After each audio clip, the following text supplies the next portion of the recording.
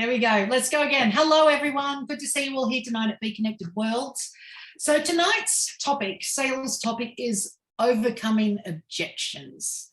Thought I might go around and ask, what are some objections that are hard to overcome or that you've come up against, whether you've overcome them or not? What are some customer objections that you get for them not buying? Yep, Fred. Can't hear. So everyone will have to come off mute. Can't hear you, Fred. Yeah, you can. Okay, yeah. Now I can. Real quick, just double checking.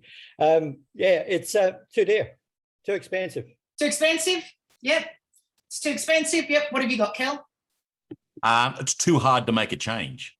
Oh, too hard to change. All right. Yep. Gunther? I haven't got the money. Haven't got the money. Yep. Got some others? Yep. Lucia? I've tried MLM before. Ooh. Doesn't work. Yeah, right. MLM before, it doesn't work. Yep. What else have we got? Come on, guys, call some out. Call some out of where? Call them out. What have we got? Can I have a discount? What about, is that your best price? I have to talk to my husband about that. I've got to speak to my business partner. Your price is too high. Your price is too low. I have no money. I'm thinking I can't do it right now, but maybe next month. I'm ready to do it in the new year. Right? All of these are things that will help stall the sale going through. So closing a sale, right? So there's 3 ways to look at things when a customer comes at you that's going to stall a sale: objections, comments, and complaints. So we got objections, comments, and complaints, right? Most people, when a customer says something like, I don't know, let's pick something, Faith, I see that you do safety management. How much is that?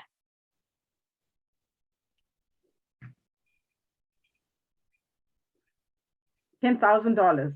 $10,000? Oh my God, that is way too high. Now, when a customer makes a comment, says something like that, does it, put your hand up if you think so, does that sound like an objection? Oh my God, $10,000, I don't know, that's not money, I can't pay that. Sound like an objection? Yeah. Yeah, he says an objection. All right. So it's actually just a comment. I'll give you one. Generally on a Friday night, at other times, at different times, I don't want to cook. And Simon and the boys don't want to cook, right? And so they'll decide that it's going to be takeaway. Now, the boys' choice of takeaway is always McDonald's. It's not my favorite. I will eat it. It's not my favorite. I'm definitely a pizza girl, right? Second to that is KFC, but pizza comes first. So basically on McDonald's night, I don't want it, right? The Simon loves it and the boys love it. But guess who they pick to go down and get it? Always mom. And so Simon says, can you go down and get us McDonald's? Yeah, no, I don't want to. I'm not eating it, so I don't want to go. I'm happy sitting here reading my book, doing whatever, right? Simon says, here's $50. Like, seriously, could you go down and get it, right? And I don't want to. And I complain. I think that I object very loudly about, I don't want to do it. I'm not going to do it. I'm absolutely not going to do it. And the more they ask, the closer I get to collecting the cash, grab the keys, and out I go to the car. I drive down to McDonald's. I go through the drive-through. I order 3 hamburgers and the respective chips and Coke. You know that for 2 small boys and 1 man, it costs over $46 to buy 3 hamburgers, chips, and some Cokes for everybody. And then I get to the counter and I know it's over $46. And I've gone, I absolutely object to paying nearly $50 for 3 hamburgers at McDonald's for everybody at McDonald's. As I hand over the cash and take back less than $3 change, and then drive all the way home, telling myself that at least they'll like me, they won't yell at me for the rest of the night, they'll finally get along, they won't tease the dog, and the kitchen will be clean. And then I come home, they yell, they run around the house, they tease the dog with the food, and I'm the one left to clean up at the end. And the entire time I keep saying that I object to all of this. But the truth is I haven't objected to a single thing because I went and did it. I complained very loudly though. but I still did it. And here's exactly what customers do too. They make comments that sound like objections, but they're just comments. And my so-called objections are really just comment about what I don't want to do as I go out and do it. If anything, it's a massive complaint. But given that I actually did it, it's not really an objection. And you know what's interesting is they never sell me on this. I sold it to myself. At least they'll like me. At least they'll get along. At least they won't tease the dog and the kitchen will be clean. And none of that actually happens because I end up having to do all of that too, right? And I do it every single time I'm asked. So I want you to have a think about this, right? If customers don't make objections, but they make comments, then how do we treat them? Now, there are times where customers do make objections, and that's when they say, I'm not buying it. And they're not buying it, right? Those are objections. Now, there are certain customers or consumers that will make a, let's say a comment. Let's go, where's Fred? Fred keeps wandering in and out. I'll give you one, right? Jason, you're going to be up against it at some point where somebody's going to say to you, $20.22. Oh my God, that's way too low. You should charge way more than that, right? Again, it's an objection for being too low, and it's only an objection if they're not going to buy, right? Now, I have been faced with this many times before. Why don't you charge more money? Don't you value yourself? There you go. Here's some objections. Why don't you value yourself more? I can't pass your details on to someone because clearly you don't value yourself. You should charge more than that, on and on it goes. Now, I've tried all sorts of ways to explain myself to other people, right? Different times I've had high prices, low prices, to explain myself to a person who doesn't want to listen. And it ends up a big argument. Who's noticed this before? Who's ever got into what feels like an argument with someone about their pricing and how they've come up with their pricing? How did you come up with that? Why is it that? Anyone notice that? Yep, got a few people with hands up. All right. Has anyone here ever worked in retail or hospitality?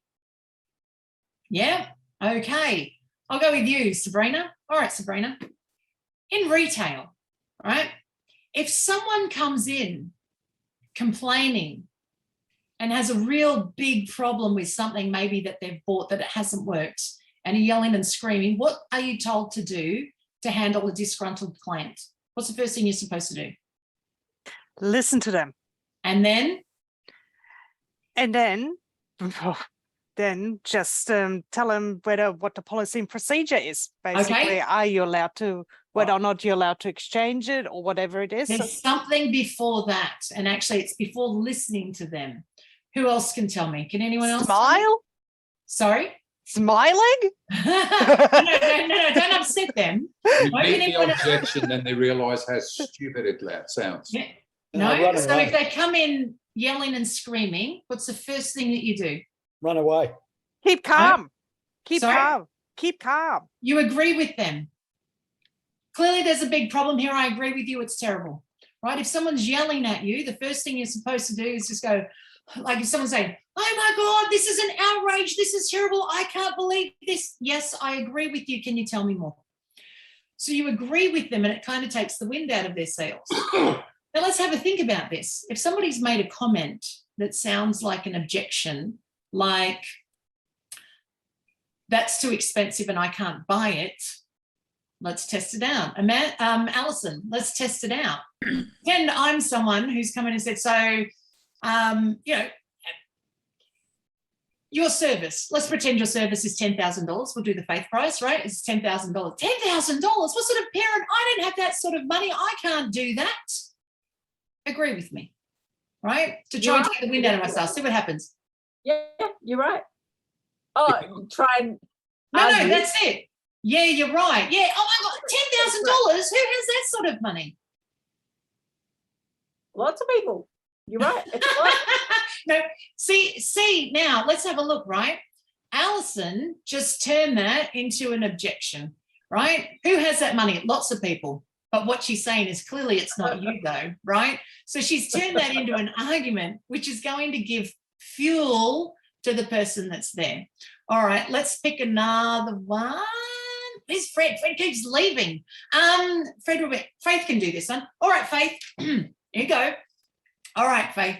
So $10,000. Oh my God, $10,000. Who has that sort of money? Nobody can afford that if they're in business, like to get safety put in place. Who has that? Many people. Okay. I'm not going the right direction. Here's your answer, right? Okay. Because Faith's done the same thing as Alison, right? Many people, which is only going to add fuel to the fire because they're already complaining about something. The way forward becomes, I agree with you. It's a lot of money.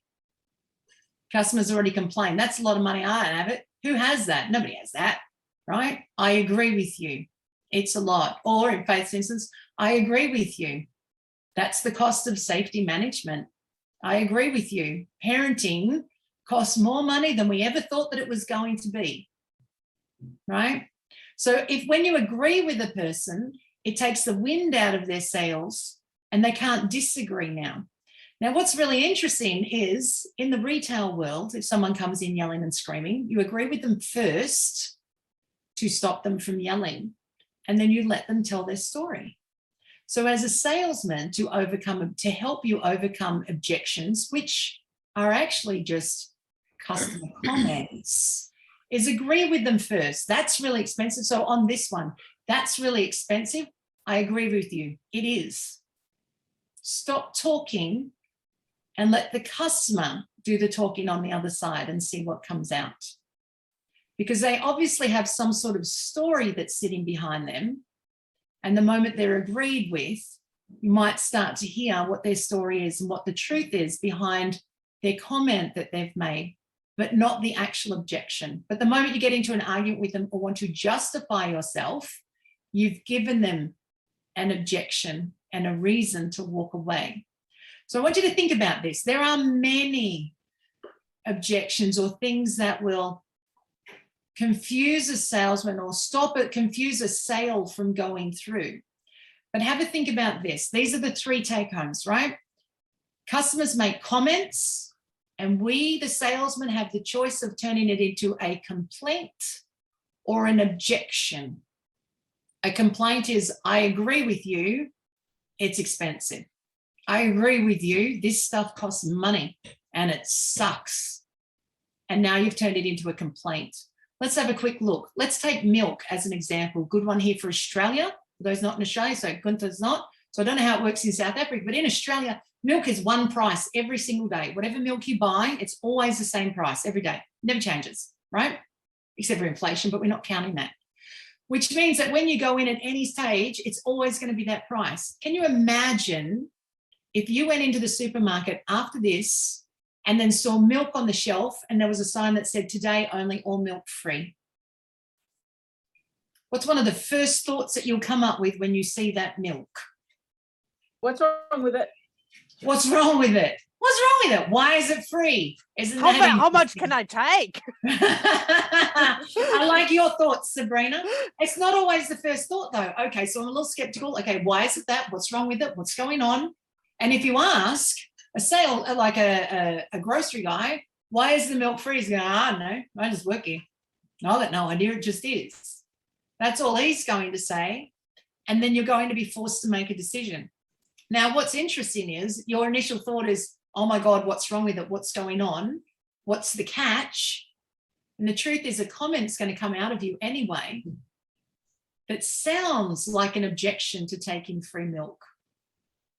But it's maybe more of a complaint about, I'm unsure as to why it's this and I don't understand the pricing system now.